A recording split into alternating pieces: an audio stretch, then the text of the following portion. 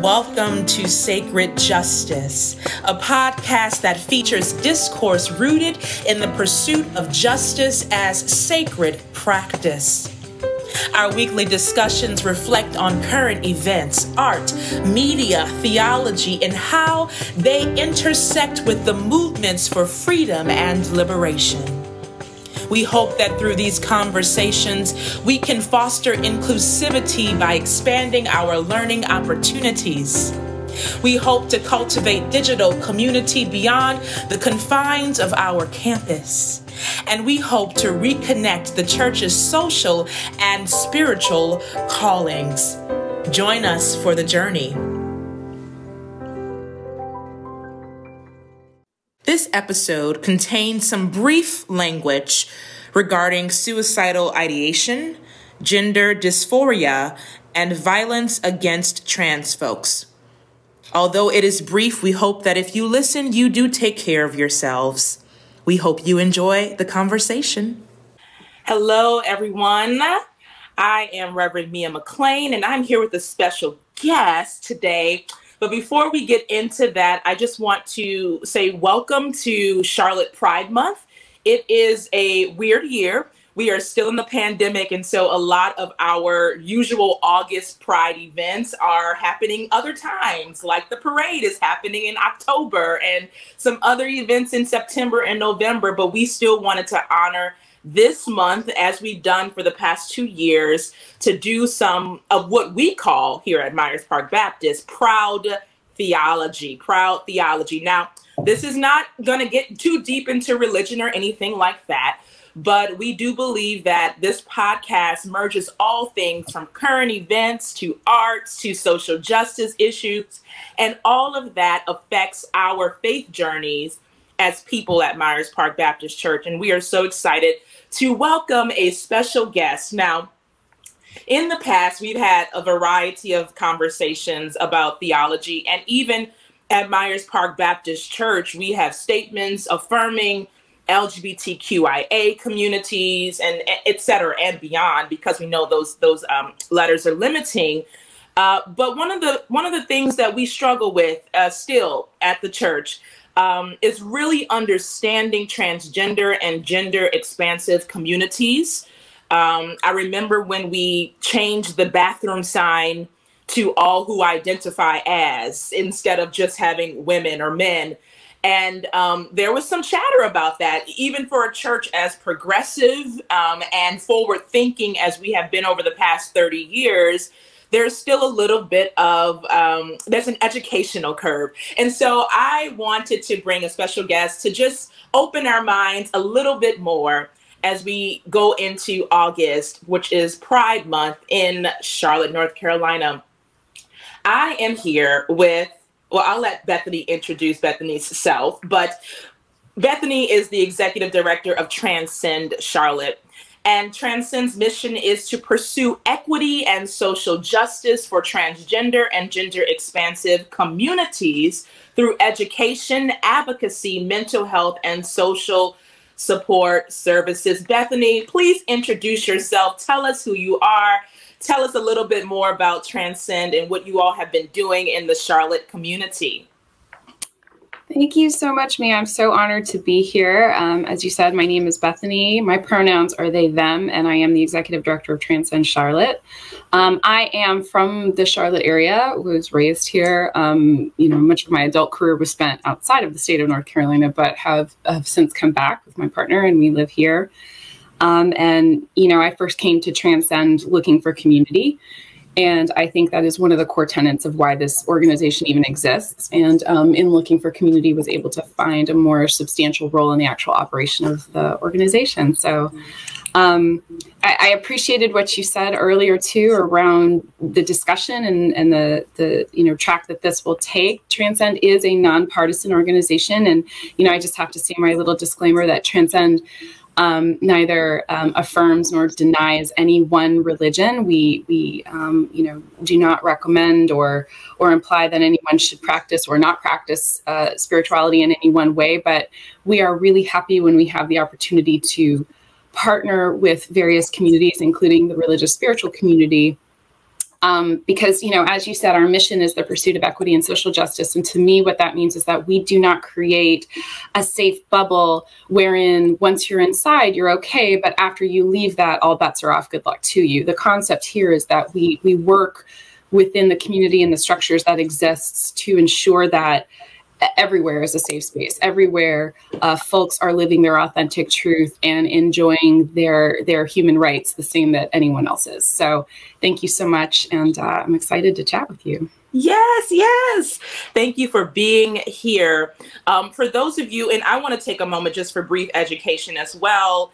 Myers Park Baptist Church has been at the forefront of these issues, and there is still an educational curve. And so when we talk about pronouns, for those of you who are watching the video version of this on YouTube, you see these little parentheses and things behind our names. Those are pronouns. We cannot assume that everybody knows what that means when we put that behind our names. I use she, her.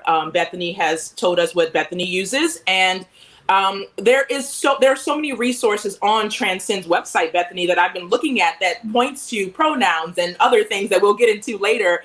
But I want to encourage you and empower anybody listening or watching to go to that website and figure out some things, to educate yourself. The resources are there. And I believe that if it's on Transcend's website, that it's the most up-to-date and latest information. Would you agree? Absolutely. And, you know, the one thing that I'll say about that, and I just want to create a space where people can acknowledge, you know, a lot of folks who are new to this concept of introducing one's pronouns and reiterating one's pronouns and using one's pronouns more frequently in conversation. You know, when you kind of bring this concept up to people, you see the eye rolls. People will say, oh, gosh, I've even seen, I think, you know, there are some, I won't say their names, but there are some celebrities who say, oh, well, I don't mind what you are, who you are, but just enough with the pronoun talk and blah, blah, blah. And the one thing I want to say about that is if you can make it personal and really think to yourself what this would mean to me if it meant the difference between respect and disrespect, dignity and, you know, being debased in public. You know, if someone thinks that pronouns aren't important to them, they're wrong. The difference is that no one has ever challenged you in the use of your pronouns. So every day, someone refers to you in third-person pronouns, either she, her, he, him, they, them, as I said, and we could do a whole several hours on neo-pronouns, which are alternate pronouns that people can use for non-binary identities. But every day, these are referenced. And the difference is that folks who have been historically oppressed or historically marginalized are the ones who have to stake their claim and say, but this is who I am and I deserve as much respect as you do, because it's outside of what's comfortable for people. It's outside of what is quote unquote normative for people. And so, you know, I've taught lectures where I ask people, think of a core tenet of your identity. Maybe it's parenthood. Maybe it's the fact that you are a teacher or a healthcare worker, or that, you know, you work in film, whatever it is. And if someone came up to you and said, you cannot use the word photographer anymore because I think it's silly. You have to use the word photo creationist. Do you know what I mean? Like if someone were projecting on this, if someone said you can't be a parent anymore, from now on, I'm going to call you aunt because that's how I perceive you to be. And someone who feels themselves to be a mother or someone who is a father or a non-binary parent, and someone is constantly telling you that doesn't apply to you anymore because I, as someone, you know, adjacent to you, think that it's silly. And if you can kind of take that on throughout the day and think, gosh, you know, this is something that's important to me and I don't know how I would react all day long if someone was challenging that, then maybe you can start to have a little bit of empathy and grace for the fact that it takes courage. And there is a much larger mental burden and emotional burden that are put on folks for living their authentic truth when it exists outside of the cultural standard or norm for that time period. So I just kind of wanted to plug that. You know, I know that we have these automatic processes and these automatic reactions to things, and I've seen the eye rolls, and you know, you don't want to call anybody out, but if you can take a moment to have that internal check and think, why am I rolling my eyes about language that is referencing someone who is not myself? And take the time to do that introspection, it could be really fruitful. Thank you for sharing that. We're going to get more into that pronoun talk a little bit later. I have a story. I want to get more into sort of the first time you were awakened to pronoun use. But before that, I want to offer a brief recap for those of you who have not listened to the Proud Theology series the past 2 years. The first year, Reverend Ben Boswell and I sat down and we went through these different books, queer theology books, womanist queer theology, et cetera, et cetera. And then we got critiqued by one of our members who's non-binary, who said that we as two cis het people should have had guests, and they were right.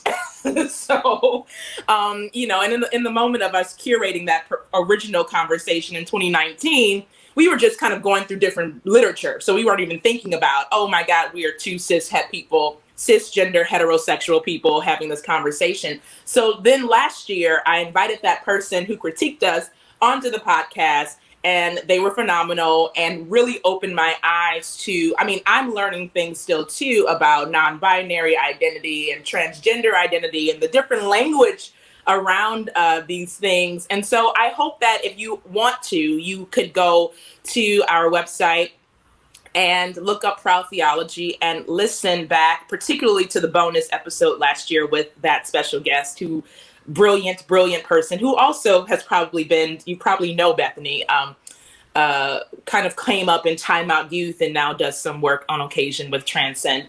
So before we get into the heart of the conversation, this section of the podcast, we talk about news and culture. Are there any current events that are stirring up in you that you want to talk about briefly or share? Yes, I'm going to take a moment to make a shameless plug. And again, I will reiterate that Transcend is a nonpartisan organization. However, you know, this is something that trips people up a lot of times. You know, nonpartisan means that we will not and could not endorse a specific candidate or a specific political party. However, as you know, Mia, civil and social justice issues are oftentimes politicized because, and what that means is that there is going to be a point in time where everything that is important to somebody will go into a legislative battle, right? Reproductive rights, civil rights, voting rights, everything that's important. So when we say we're nonpartisan, it does not mean that we are not heavily involved in advocacy for policies that protect all community members. And so that's just a little bit of a disclaimer and a little bit of a clarification. And the reason that I say that is because I would love to bring up an issue that is really, really important. And I'm not sure when this podcast will air. But in Charlotte, Mecklenburg County right now, there is a huge push. We've been working since, well, let me back up. In 2015, you mentioned bathrooms.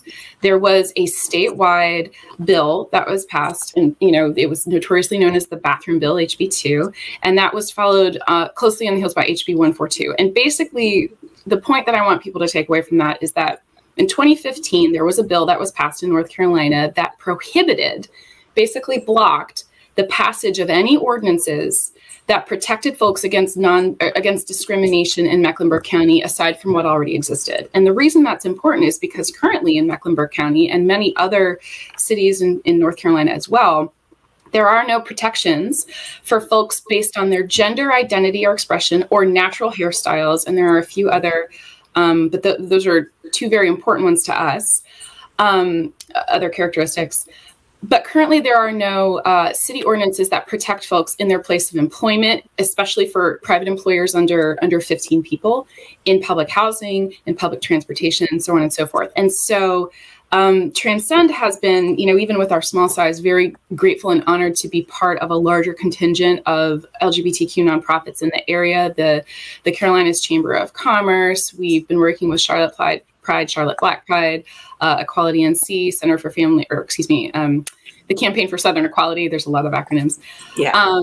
And the Freedom Center. There's just quite a few. But basically, we LGBTQ Democrats. But basically, we have all come together to work on a nonpartisan campaign to see these ordinances pass. And finally, and the reason that we're able to do that now is because in the end of 2020, after that 5-year ban, that bill was up. It was called the sunset of HB142, which meant that now these ordinances could be passed. And the reason that's so important for timing right now is that on August 9th, there is finally a draft. It is a bipartisan draft that has been contributed to by all city council members. And we have been very graciously invited by various members of city council to read it, provide feedback. We were very grateful for that opportunity. And so basically that is up for a vote by the city council, and that will take place on August 9th. Quite a few of us will be there in person to continue to urge the council to make this, happen. And so basically what I would encourage all of your community members to do, you can go to cltisready.org and you can sign a petition. Keep an eye out for the August 9th meeting. There might be ways to get involved personally.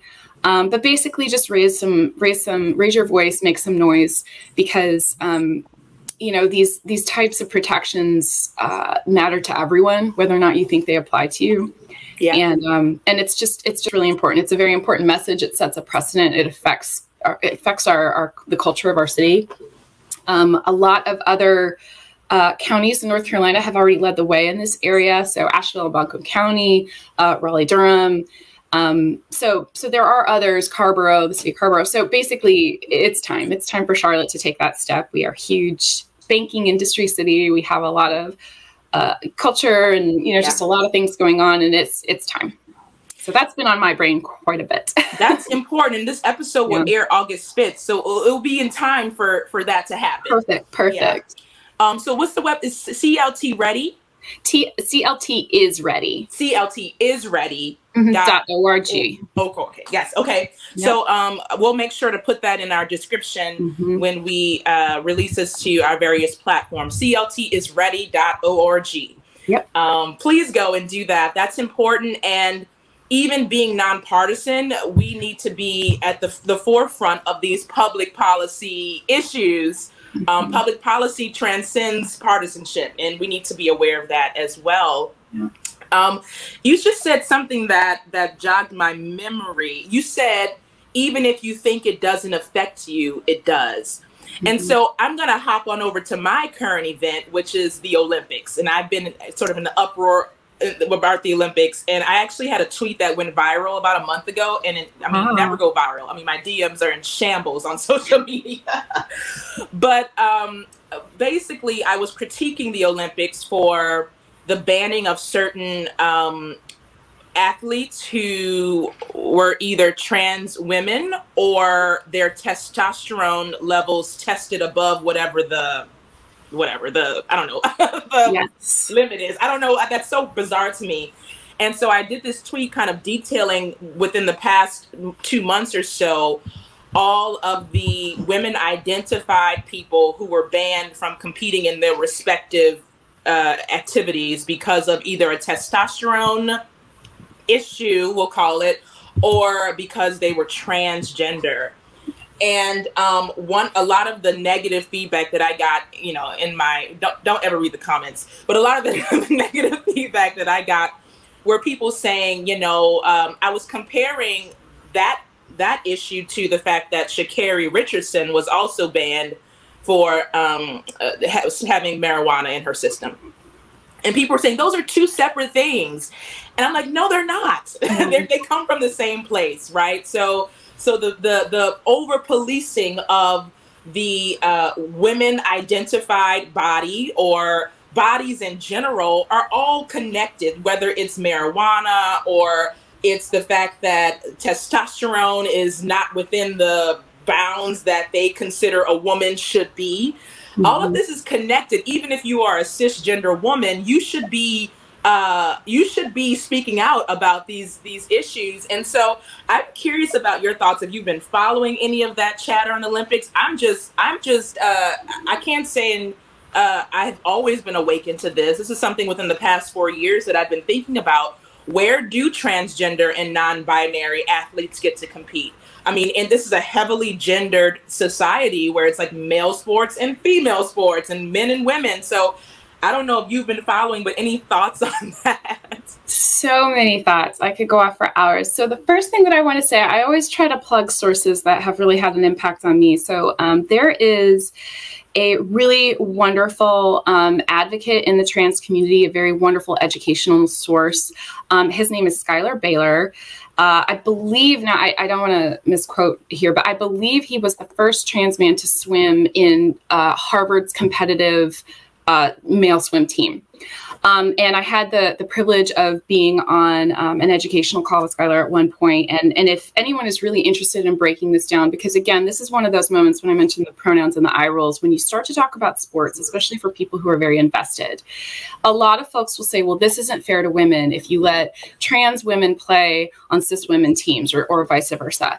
And Skyler is just really wonderful, breaks a lot of that down and comes from an actual place of experience of actually having competed. I am not an athlete. I do have a lot of thoughts on it. So I would just encourage people, I believe their website is pinkmantaray.com. And there's just a lot of really cool educational resources. So that's just a quick plug and a quick thank you, because I've learned a lot from their platform. But one thing that really struck me that they were talking about, so a couple of things. To your point, and this is, something that we say at Transcend, right, is that we never talk about gender in isolation. We always talk about it in the context of race or disability or other points of an individual's identity, right? Because oftentimes folks are forced to decide, what identity am I going to stand my ground on today, right? What microaggressions am I going to let go because it's more important to focus on this? Am I going to let go of racial microaggressions because today it's more important for me to defend my pronouns, or vice versa? And I bring that up in the context of this conversation because a lot of this comes back to what is our modern concept of gender, and the gender binary more specifically. And when I say the gender binary, I mean the structure under which we operate that defines two genders alone: male, female, opposites on the end of poles, so a magnet. There's a plus and a minus. There's a male and a female. And that is a very Anglo-Saxon, Euro-colonized concept, right? Historically, we can prove that the concept of diverse gender identities beyond the gender binary exist in indigenous cultures around the world for as long as there's documentation from an anthropological perspective of communication and folks existing on this earth.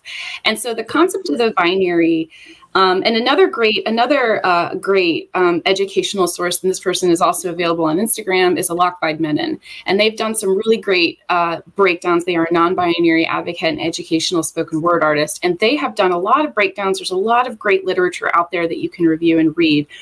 And the concept that I hear them, repeating over and over again is that the same systems that implemented, the same groups of people who implemented this concept of the binary also, implemented the systems that led to modern enslavement and to, and to the erasure of indigenous cultures, because it was all the same. It was all about groups of people coming in, taking power, and erasing anything that was different from that power structure. And so to your point, I think that they are all the same conversations, because when you start to see when rules are ambiguously applied in the context of the Olympics, for example, you can start to see similarities in who is being disqualified. Yeah. So to your point, and I haven't been following this closely. Again, I'm not a sports person, but I do believe that the two women who faced opposition in terms of their participation, given their testosterone levels, were they Black? They were Black. They were Namibian. Right. Yeah. So the point here is that you can always see trends, right? That it's policing of women's bodies, it's policing of trans bodies, it's policing of Black bodies, of brown bodies, of indigenous bodies, and that is a historical structure that whether or not people think they are operating out of, they are, because the Olympics, right, were designed, right, most of our modern structures, the historical, context of that, they were created by very similar, white, affluent, middle-aged men, cis men, I should say. So, this is not something I have to do too, is just kind of check and say, anyone listening to this podcast, it's very easy to have an emotional reaction when we start making these comments, because the immediate reaction everyone will always have is defensiveness. I experience that as well. Someone makes a statement and I feel, well, wait a minute, that's not true because I like the Olympics. That can't be true because I am white. That can't be true because so on and so forth. And the thing that I'll ask you to do is just to take a minute, check in with yourself and ask yourself, where is that trigger coming from, right? Because, for example, anyone who's watching this podcast, and I'll just reiterate this, I am a white femme cis presenting person, right? Regardless of my pronouns, this is the perception that people have of me. And because of that, because my family did immigrate from, you know, my father's side is Jewish and my mother's side is Italian. So at some point, you know, both my parents were first generation American, that, you know, there was an immigration from Europe. And so whether or not personally, I believe I have oppressed or marginalized, or people say, well, I didn't, you know, my family didn't own slaves. That's not the point. Yeah. The point is that you benefit from privilege representing a group of people who have systematically oppressed other people. And I have to own that, right? I have to own that narrative and that history and understand how my presence and operation through the systems that we create and continue to uphold affect other people. So I would just ask everyone to take a moment and understand I am not calling anyone on this podcast a racist or transphobic or homophobic. I'm asking you to understand how your very presence on this earth upholds or is attempting to better or even break down oppressive systems. And there's more we can all do. There's more I can do. So that's all we're talking about here. And I think in the context of the Olympics, it's really, really important because especially after COVID, there are people who have looked forward to this, who find hope, who find dignity, who find, you know, pride in the concept of athletic competition. And to me, that can only be true if it's equitable. I mean, the whole concept of the Olympics is bringing together different cultures, different countries. And if we are systematically erasing voices and bodies and people who should be represented, what is the point of the competition? Yes. And one other thing I wanted to say, and the whole reason I brought up Skyler Baylor, they did a really phenomenal breakdown, and I don't want to butcher it, so I'll just kind of mention the highlights and ask people to go reference his work.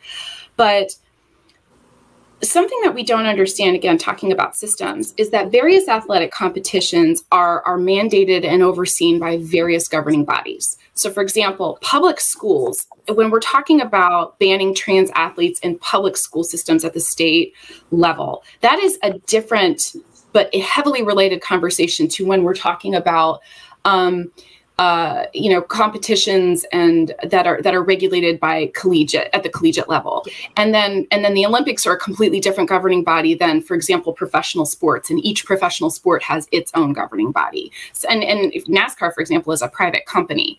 So what people don't understand is that it is one conversation, but it gets very complicated when you start talking about how do you make a standard and regulate it, right? And the easier way to say is, well, there's two groups of people. Some have this hormone or this genitalia and some have this, and that's how we're going to separate it. But that's not how it works, right? It's not how it works in medicine. We know that sex assigned at birth, right? Like that sex, quote unquote, is a spectrum, and that it's very complicated and it completely exceeds the concept of just, you know, binary genitalia. And the same thing with gender. Gender is a spectrum. And so, you know, the point that I'm trying to make is that when we're talking about banning trans athletes in schools, right, and we're talking about pre-K through 12th grade, something that Skyler said and really struck me is that you can make all the rules you want, but let's talk about enforcement, right? Schools, community level schools. Now, to say we're banning trans athletes, you know, trans girls, for example, from participating on cis girl volleyball teams. Okay, how are you going to, you know, enforce that? So, and Skyler points out, it would be economically prohibitive to screen absolutely every single person that gets on the team.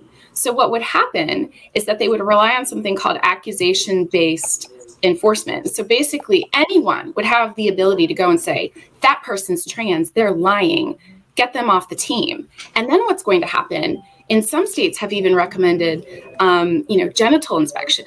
Now put yourself in the position of a parent and somebody's going to come touch your child and try to prove that they are who they say they are.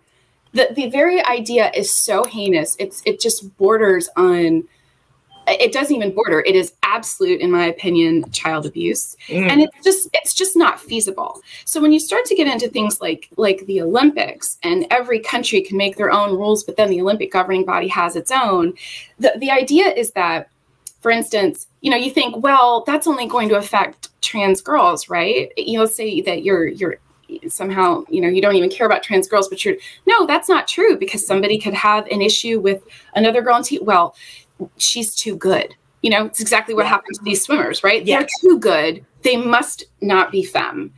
And the problem that I have with that from a feminist perspective is it gets down to this very sexist concept that we have that men will be infinitely better than women, which is why we have separate competitions to begin with, right? So the minute someone starts to be really good, we're going to start saying, well, they must be trans. Go look up their, you know, make them, you know, go for an inspection. And so anyway, I definitely have thoughts. It enrages me. My face is probably turning red. I have a very transparent face when I get upset. So I hear you. And again, I think that it is all one and the same thing. It is, whether intentionally or unintentionally, born from a system of supremacy of white, cis, hetero people. And you know, you can't undo one without undoing the other, and we need to undo all of it. Yeah. Yeah. Thank you for sharing all of that. It's helped me process, and even I was talking with the professor at UNC Charlotte, and she said that they used to do the genital testing back in the 90s. And when they stopped that, they started doing the testosterone testing because they couldn't get away with the genital testing anymore.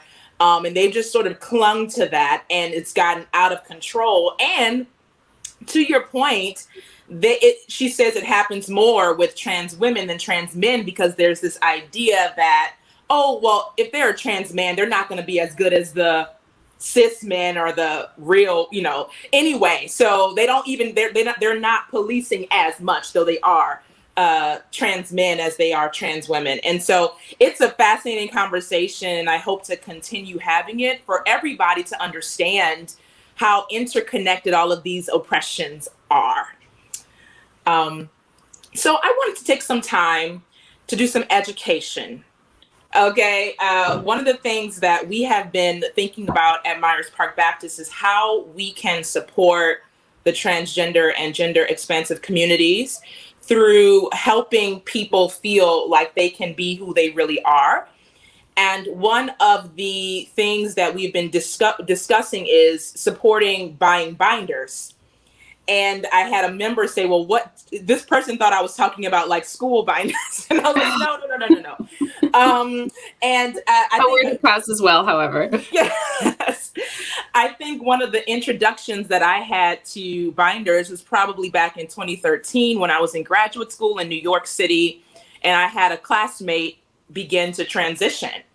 And that was really when I was awakened to pronouns and people changing names. And this person was talking about binders. And I was like, well, what's happening here? And, you know, I sometimes forget the privilege that it is to be in these kind of, I mean, I went to NYU, which is really like a progressive West Village. Yeah. You know, there's a lot of diversity and acceptance for the most part in that space. And I forget that everybody did not have those awakenings at 24 years old like I did. Can you share a little bit about your awakening to gender expansiveness, or to pronouns, or even to the ways in which we physically support ourselves through transition, whatever that is? Oh gosh, sure. And do you want me to maybe give a quick overview about binders for those? Yeah, I mean, we would love that, because I think that the people listening are overwhelmingly unfamiliar with that language. Sure. So, you know, to understand binding, I'll just give a really quick overview that, and this is also really important, I think, for the non-discrimination ordinance. So, you know, those reading the non-discrimination ordinance, you'll see two different references. You'll see gender identity and gender expression. Those two things are not the same. They are heavily related, but they are not the same. So basically, gender identity is our internal innate, intrinsic understanding of who we are, right? And gender expression is an outward, sometimes visible, sometimes audible expression of who that identity is. And the reason they're separate but related is that someone's outward expression, you know, what they're comfortable sharing with the world or even with themselves, might not align with who they are internally. And there's lots of reasons for that. But we have a program at Transcend called the Expression Space. It's a wardrobe. It's located behind me, and it's full of all kinds of free gender-affirming clothing, shoes, makeup, wigs, and specialty items like binders. And a binder is a tool that folks can use in their expression journey to compress chest tissue. And that's important for folks who may or may not be experiencing gender dysphoria, which is where, our concept of how our physical bodies look may or may not align with our internal identities. Binders are kind of a soft tank toppy material, and basically all it does is safely compress chest tissue towards the sternum. And we do lots of education. We measure people so that they're doing it safely. We would always ask, you could come to us, we'll measure you, you'll get one for free. And we would always ask that, people especially who are new to the practice, if if you're able, please come see us, because we would always rather set you up safely than, folks who are, maybe don't have the resources. We've seen people do this with duct tape, with ACE bandages, and we would just always say, please do this safely, please do it correctly, and protect yourselves. But it is a wonderful tool, and it can really help someone who is, maybe outwardly transitioning or outwardly aligning their expression to their internal gender identity. And to your point, we're just so grateful for partners who are interested in raising the funds for these, because while everything in our closet is donated, our clothes, our shoes, so on and so forth, binders are a little bit more expensive and they're really hard to come by. So we don't get as many of those donated, and oftentimes we have to order them, a la carte for individuals, and that can get a bit pricey. We also offer breast form fittings, which is pretty self-explanatory. And it's kind of, the same concept. It's aligning one's outward expression with their internal identity. It's an affirming practice, and it's really beautiful. I will tell you, oftentimes, I even debated whether or not to record this podcast in the expression space, because there is just such a phenomenal energy in that room. I just the happiest tears. I mean, I have to schedule serious calls that I might have throughout the week on days where I am not working with clients in the expression space, because there's always happy tears. You have to be prepared to be emotional. It's a wonderful program, and we're grateful for all of our community partners for helping us make it possible. Bethany, thank you for sharing. I know that it's a lot to talk about, and language is so important. One of the things for a moment of vulnerability for me has been learning from this particular community that is exploring gender identity and expression and many things. And I, as somebody who identifies as she, her, and I don't have any interest in identifying otherwise. Every once in a while I use they. I just sort of feel like, it to kind of like push the conversation forward. And, I have struggled with my chest tissue. And as a athlete growing up, I didn't really have what they would call breast. I didn't really have big breasts. And I was like, woo, I can run track. I don't have to do anything. And then as I've gotten older, now that I'm in my 30s, I'm like, okay, these things are getting a little out of control here. And it really has been particularly my transgender and non-binary friends who have given me the language to kind of discuss my discomfort. I can say discomfort. Not everybody may use that language, but they have given me the language to say, okay, I don't really like this today.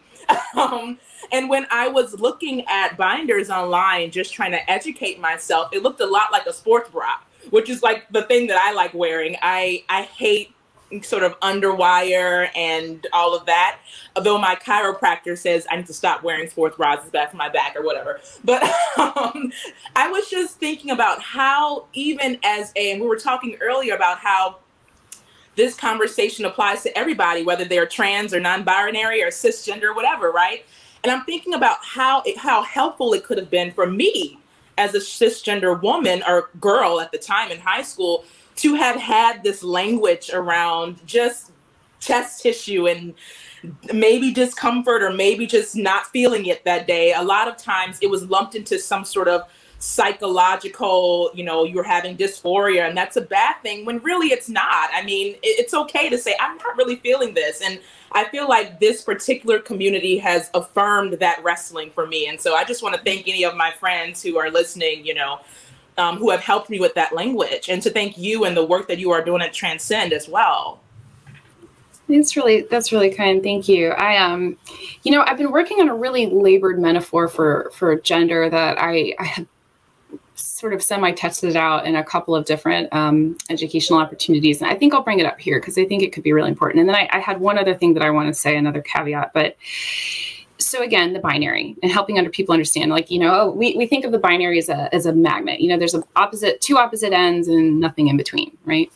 And that is not true. It's not an apropos comparison. And the way that I kind of think about gender, people talk about the spectrum, and I'm a visual person. So if you consider another form of binary that we often reference, night and day, and people even use this, oh, they are like night and day. You know, people will say apples and oranges, whatever. But let's talk about the passage of time in a 24-hour period. Every microsecond is a different, you know, there's different amount of light, there's a different, you know, temperature, there's a different change, you know, in the environment, in our ecosystem. Every second is different.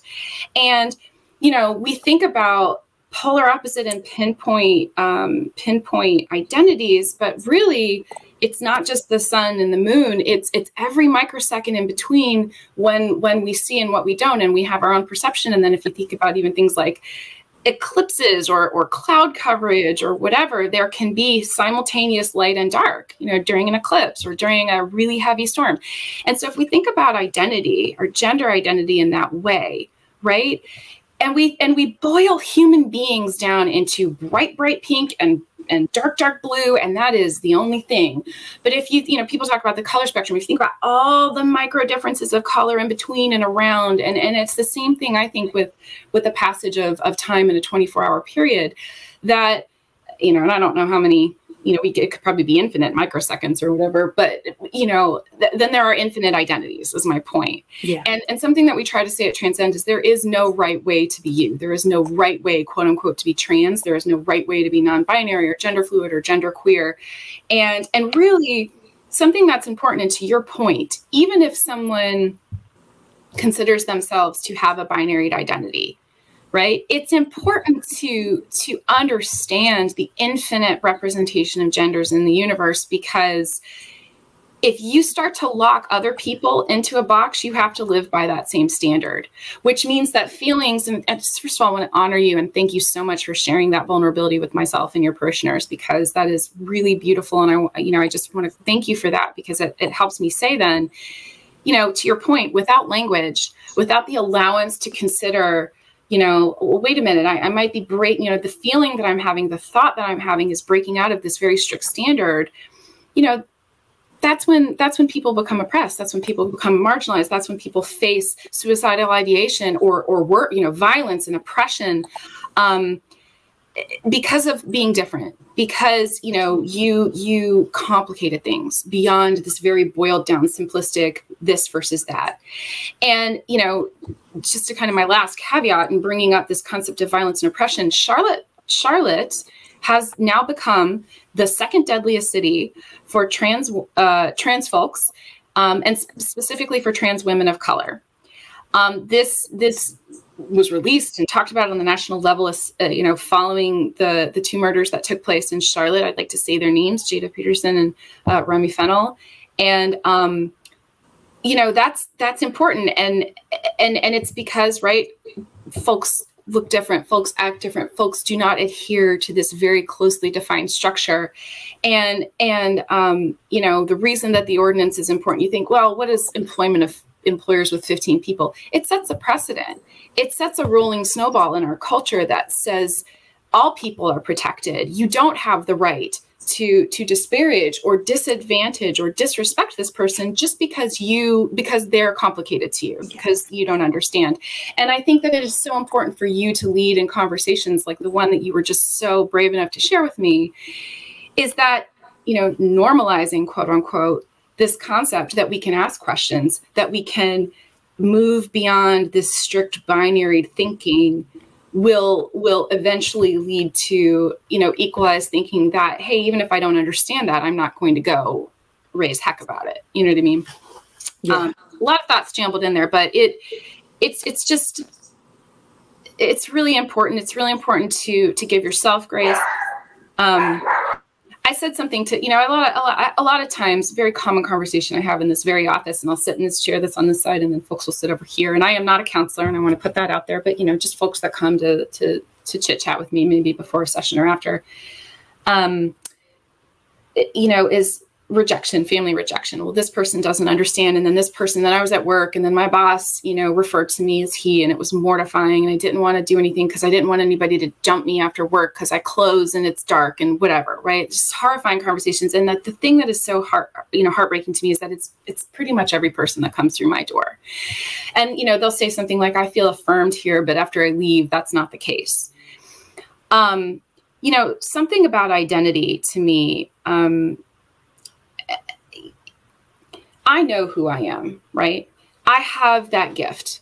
And part of the reason that I have had that gift is because I have been put in situations where I have had to be introspective and decide, where do I stand here? Who am I? Again, getting back to this concept of how am I going to communicate myself to other people? And there are certainly folks who have experienced much greater oppression and marginalization.